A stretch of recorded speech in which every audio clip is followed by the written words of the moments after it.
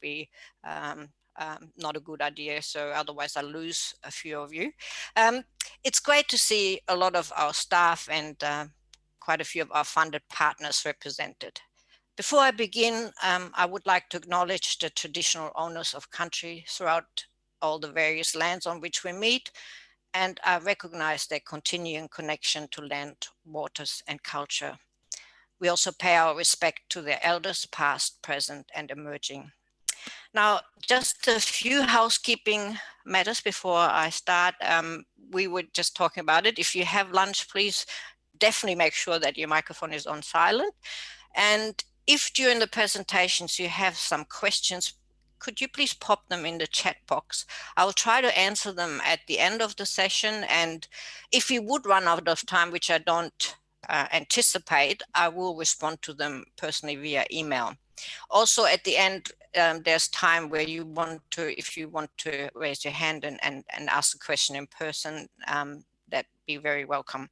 Now the session is recorded, so you don't need to take notes. And let's start. So I'm sure that the majority of people agree that I like that curtain function. Telehealth is a great idea. I think telehealth has been around for, and I didn't know that before, but at least 20 years. But in Australia, it wasn't until July 2011 when the then Prime Minister Julia Gillard actually, in her election promise, pledged 620 million for a telehealth initiative that Australia then was able to take an active role in promoting telehealth services. Initially, it was meant to improve access to specialist services in rural and remote Australia. And as such, Medicare offered 50% bonuses to specialists who adopted telehealth technology and 35% bonuses to doctors, nurses, and midwives who participated in some video consultations with patients.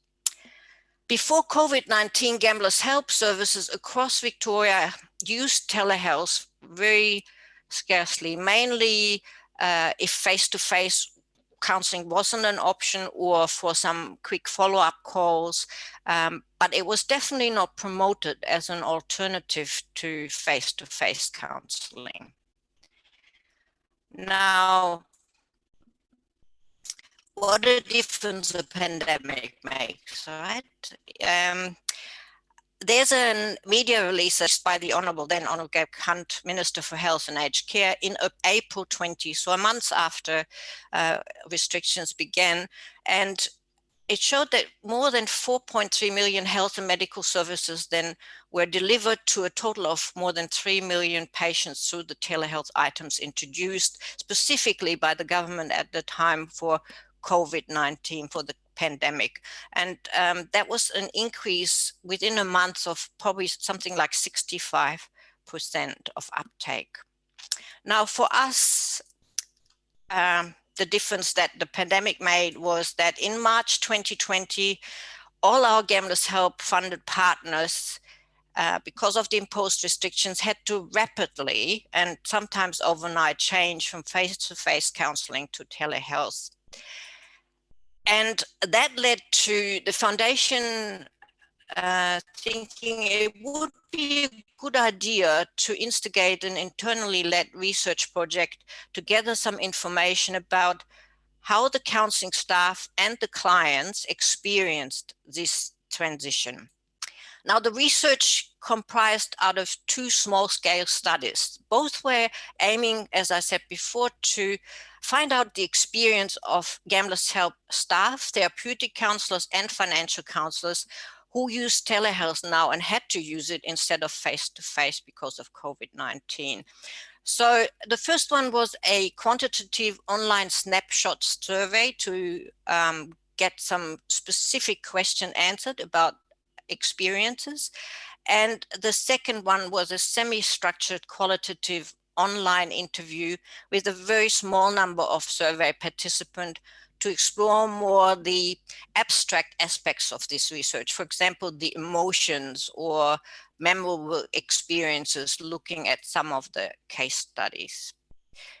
Now, here are some of the findings. Who participated in the online snapshot survey? Well, we had 49 Gamblers Help counselors responding to our request, and 35 of them were therapeutic counselors, 14 were financial counselors. Just for your information, that amounts to approximately 30% of all our counseling staff, which is quite a accepted number for a small research project like this.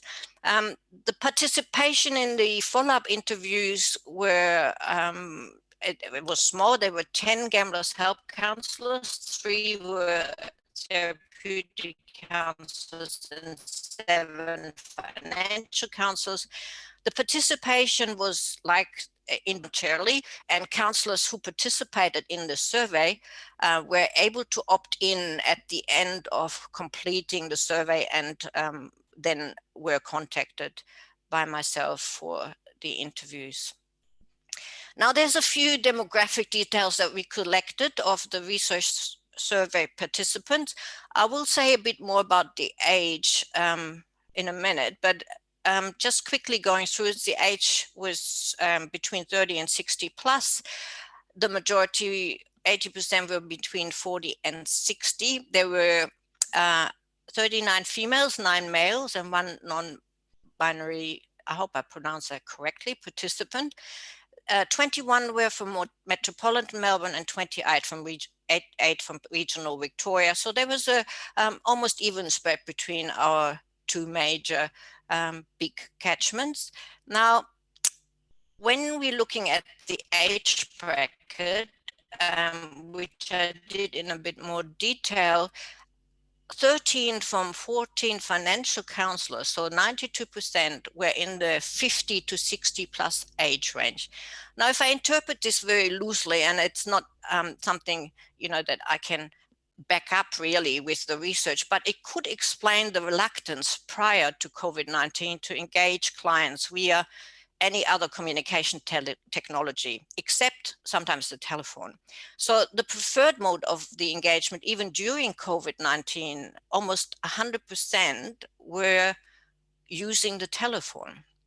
Now, the research really couldn't establish exactly why the phone was the counselor's preferred option, but looking later at the barriers and challenges, it was pretty clear that a lot of it had to do with the technical infrastructure and clients who just didn't have any access to other forms of communication. The other thing that I forgot to ask, and we didn't think of at the time that the telephone was used, if they used face or video options, because on most smartphones that is possible, but we didn't ask the question, so I can't say that that's the case. Now, every question that we asked during the survey at the end had a box for open comments. So people could actually write into this box things that they want to mention in regards to this question. And I was surprised how many of the participants filled out those boxes with comments. And so what I'll do is when I present the findings, I'll give you some of the data and then some of the comments that the counselors made. And I think that it's an important part because it sort of in some ways supports the findings of the data, but sometimes it's actually very different. So here's one of the comments which was mentioned a few times in very different version. A counselor said that it's a learning experience for me and my clients. I found it difficult sometimes as I lack technical skills. So I think that maybe supports my assumption that the age might have made a difference and that there is a lack of training that wasn't available when COVID happened. Most of them, though, if they said that they had technical difficulties, followed up, and there were 3 or 4 that said something, not word for word, but they said that telehealth is very useful. I find it useful during COVID, and I still want to learn more to be able to deliver telehealth sessions more effectively in the future. So there's a willingness to actually support and learn more so that telehealth service, counseling service improve. Now here are some specific research findings to, in this case, 2 topics. The experience of the counselors in how they experience the transition, and secondly, how they thought the uptake of the service went during this transition. So if you have a look at the data here, transition process from face-to-face to telehealth was very positive. FCs experienced slightly more positive, financial counselors experienced slightly more positive than therapeutic counselors. 5 found the transition excellent, 31 thought it was very good, and 13 answered with average or below average. When we're looking at the uptake, there was a very mixed response in the counselors' answers to this question. 16, it's quite even, it's a third roughly said there was a decrease, slight or significant decrease. 13 said an increase, and 17 thought about the same. So when I then look at the comments that came in the open box to these questions, it was interesting then that most of the open-ended question then tended to favor the presumption. Most of my clients want to read times. Some of the comments also mentioned, and that's a very interesting part, that the counseling shifted from gambling specific to COVID-19 trauma specific counseling. And that's the reason why clients requested sometimes an increase in counseling sessions, which is in the top bubble here. Clients used the service more than once. There were just this couple of examples that I put up here from the open-ended question and the interviews. And just to make clear, what I put in those bubbles has been mentioned by at least 2 or 3 other counselors. So I just picked one that sort of captured the essence of what the other counselors said. We asked questions about intervention, session lengths, and supervision. So we asked, did you have to use other interventions that you would normally use if you counsel face-to-face? Did you think that the length of the session changed? So was it longer? Was it shorter? Was it about the same? And did you feel you needed more supervision or less supervision, or about the same? So in the comments now, a third of the counselors needed to use different therapeutic interventions, while 33, 2/3 didn't think that it was necessary. 71% of financial counselors thought that their sessions were shorter compared to, it's a bit significant, to 17 of the therapeutic counselors. And 81% of all counselors thought that the supervision requirements were the same, but many mentioned, and it's coming up in the next slide as well, that they missed the ad hoc debrief with colleagues in the office, specifically if they had a complex case and needed to wanted to debrief immediately. They missed the fact that they couldn't do that from home. So looking at the comments of the staff in regards to intervention, many said that they needed to use different methods of information sharing. There also quite a few said that they needed to check in verbally more often, just to get some more cues about how the client was feeling, how they how they were faring, because there were such a lack of visual cues, of course. And one common thing was that people couldn't use props as well. And I guess that's just relating to the phone, because I think if you have like a visual communication tool, whiteboard is available and should be able to be used by most of the counselors. Now, there was one counselor that wrote a very long comment, and I think it's worth sharing. I've just read it out to you because it makes the point about COVID and how the counseling shifted. Is that grounding became a regular part of my sessions, especially in the early stages, because everyone was anxious about COVID. Some old anxieties and traumas returned for people in isolation, putting aside the existing case plan to be present to what was arising for the clients, and it became really critical. Keeping the session safe meant eliciting more information than usual from the clients. So questions about their personal, physical, and mental care plan and routine. Gambling became a secondary concern for many as venues closed. In regards to the session length, there was a mixed bag, really. Some said shorter, more focused session. One of the interesting parts was that prison clients normally get allocated 50 minutes for a session, but during COVID, they were allowed only 30 minutes.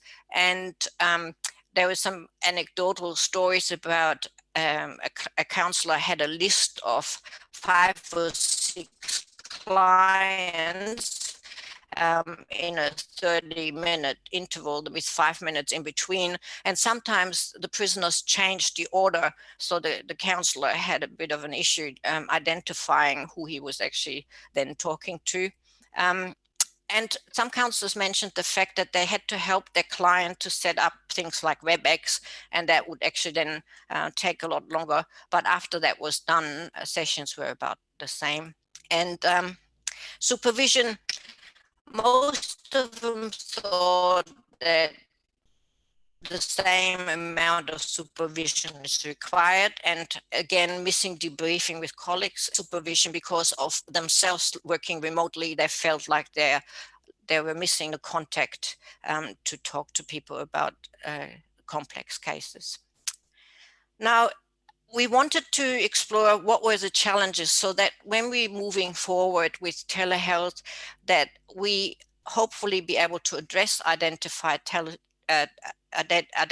challenges. And so the first one, surprise, surprise, is around the biggest challenge reported by counselors involved technical issues. They were experienced not only by themselves, but also by their clients.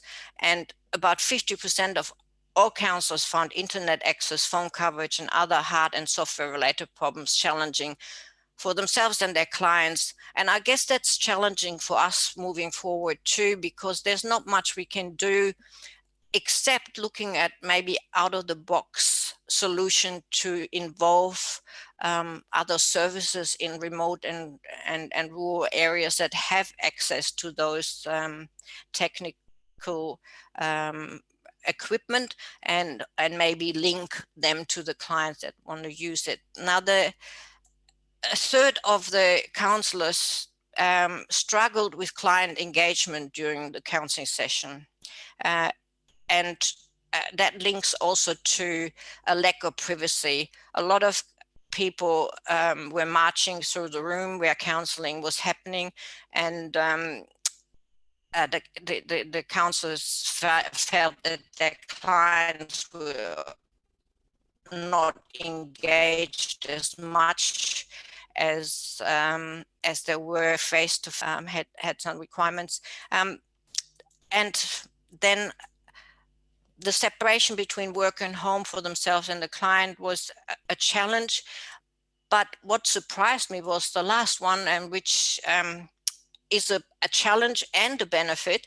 Working outside normal business hours was mentioned a few times as a challenge, because people obviously found it difficult to work outside normal business hours. But when we come to the benefits, it's mentioned as one of the pluses. But it could also relate to trust issues that was mentioned, from manager to staff. What was said was that, I look at the quote now, that the management specifically at the beginning was not trusting that the councillors put in the hours required, and that they requested that they would increase the numbers of clients because they would save the time that they normally would spend traveling. General comments were about telehealth is more tiring than face-to-face, clients engage in other activities while in session, and no visual cues when talking on the phone. So on the upside, there are benefits, and 100% of participants said reduced travel time for staff and clients is the biggest benefit. The next one, there were about 69% said the service accessibility for their clients is improved. Flexible working hours was one of the things that came over and over again in the comments, that you're able to offer after-hour counseling session, which a lot of clients found beneficial, and better work-life balance. Now, sorry, I'll just see if yeah, okay. So there were some comments about why they found this very beneficial, and one of the things quite a few councillors mentioned was that they can focus better at home. There's less noise than in the office, and it's easier for family members to get involved. If the counsellor actually thinks it's beneficial, it's easier to organize if you organize a tele-counseling session so that the family members are in the room when you counsel them. Also, there was one comment that really, I think, was very, very good. It was about 2 clients who previously did not enjoy phone contact due to severe anxiety. But because they had to during COVID, they actually blossomed in terms of feeling comfortable now to speak on the phone, and they request to keep telehealth rather than going back to face-to-face. There's also counselors who have probably more resources working from home, like books, journals, and are able then to hand that to the client via the screen, easier than having to make a note, go home, and then send it. They also mentioned that they had more secondary consults with colleagues and other agencies because it's less time involved to just quickly send or call a client because they're available at home. Another important part was that people that worked in the present, a few councillors said that they felt safer working from home. So that was interesting too. The last 2 big subjects were, well, if we're moving forward, how do the councillors see their clients' preference once COVID restrictions are eased? I guess I shouldn't have said past COVID, because I don't think we're ever going to go past COVID at the moment, but once restrictions allow you to consistently do face-to-face. So the councillors had to basically think about what their clients would prefer. And if you have a look at this little table here, there was only one that thinks that they prefer telehealth, but the majority would say either or prefer face-to-face. There were 9 that weren't sure.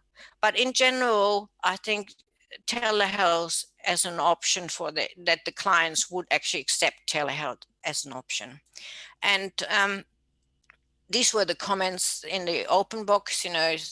Some only want face-to-face and don't want telehealth. To have all options, I think that's probably the consensus, like to have all options and be able to provide it and improve on it is the key. Given people experienced during the COVID restrictions, actually a lot of people now know that it's within their capability, because they probably got used to Zooming with friends during especially the really tough lockdown. Okay, now we come to the telehealth versus face-to-face of what the counsellor's preference would be past COVID-19. And this is slightly different. If you add up, yes, there's sort of 50% of all the survey participants that, yep, we want to continue. And then there are some conditions, yes, with technical upgrades provided, yes, with training in telehealth counseling, yes, with both training and upgrade.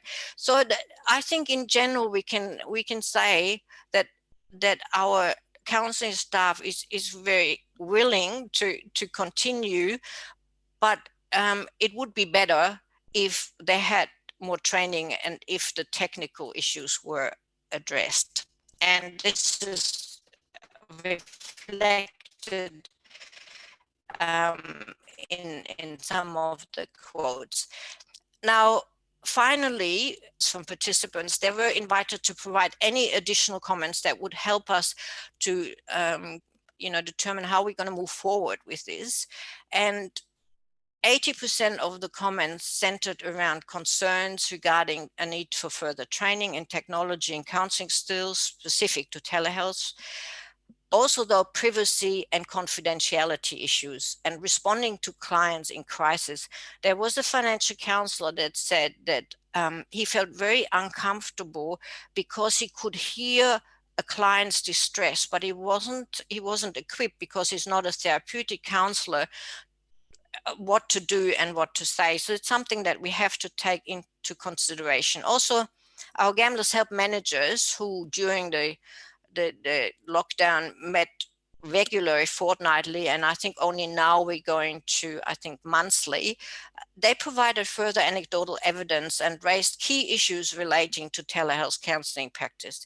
Those issues ranged not just from the technical difficulties, but organizational matters, because most of our agencies are part of an umbrella organization, and together with these findings that I just presented to you, we came up with the following recommendation. We decided to establish a community of practice. So far, the community of practice for telehealth have met twice. I like the little tagline, turning conversation into collaboration, because one of the big aims of this community of practice is that we have agencies who are actually have learned a lot during the time, but also developed some best practice across the board. And we'd like those to be shared with everybody else, so that we can improve the service delivery and also keep it in the focus of our agencies to offer it. Now, that involves us, though, to work with our sector development hub coordinator, Etty, who is online, to organize some specific training in regards to technical skills, but also very counseling specific skills. And we also will have to talk to our comms and marketing team so that we can help our services to promote telehealth counseling as an add-on or a counseling. Of course, Rosa, there's always more options for further research. And I'm sure, though, across a lot of health services, there will be research coming out in the short and medium term that will help us probably to move forward more confidently and make sure that telehealth is here to stay. So that's my presentation. I can't see any questions, but that doesn't mean that you didn't have any or that you didn't want to ask me things. So I'm very happy to take questions if somebody tells me how I can see them, or let me have a look.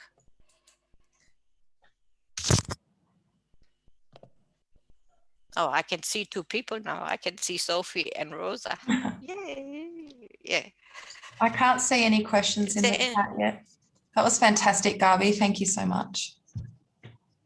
No, you're very welcome. No questions? Any of our partners with any questions? Tony Clarkson. Thanks, Gabi. That was great. Really, really interesting information. Look, it just not really a question so much as a comment about some therapists that I know of, and actually some therapists in the Gamblers Help services that I've spoken to have said that they felt that actually the use of telephone only has been beneficial, and I know that everybody's got different preferences, but I think one of the things that I found quite striking was that one Gamblers Help counsellor told me that they felt that actually they were able to have more sessions because the sessions were a bit shorter, because people couldn't really tolerate sort of 45, 50 minutes like this and then again and again and again. So the telephone sessions were actually about 20 minutes or so, and were a lot more solution focused. But the other thing they said was that actually not being able to see, sometimes, you know, on Zoom sometimes and Teams and things, sometimes there's a lag and there's a gap. And I still do some telehealth with the clients that I see, and sometimes you miss bits. And one counsellor said to me they really appreciated just doing it on the phone, because actually there was only one thing to focus on, and that was somebody's voice, the tone of their voice, the speed, the words they were using, and it helped them to sort of focus more, rather than just having, you know, sometimes you're doing video conferencing and it doesn't work as well. So I suppose to your point about in the research about technological sort of issues, but yeah, just interesting that there's people that have different approaches, and that actually sometimes telephone works better for some, Yeah, and some most of them use it, sometimes the Tony. video. You know, Yeah, most of them use the telephone. The thing is, though, then we have to consider providing training to pick up auditory cues if visual cues are not there, and that takes some training. You know, it's a different way of counseling. So I think I agree with you. For some, it's probably an easier way and a more reliable way to counsel. But yeah, that's just basically the findings out of this research. No more questions then? I have a Sophie? question. Yeah. Garvey, Yeah. based on the last telehealth community of practice that you had, I know that Tracy McPherson, who's online, and also Bronnie from Primary Care Connect had a few things to say. Is there anything that you can share that's already come out of the first two meetings, or if Tracy wanted to share anything? Well, Tracy, she's there, so if she wants to say, but she has the similar survey or research to the one that I presented today. So she shared the results, which I don't think were contradictory. They just didn't explore some of the smaller aspects about, you know, supervision or intervention and things like that. But in general, I think, Tracy, correct me if you're online, I think we came up with the similar results, didn't we? No, I can't hear.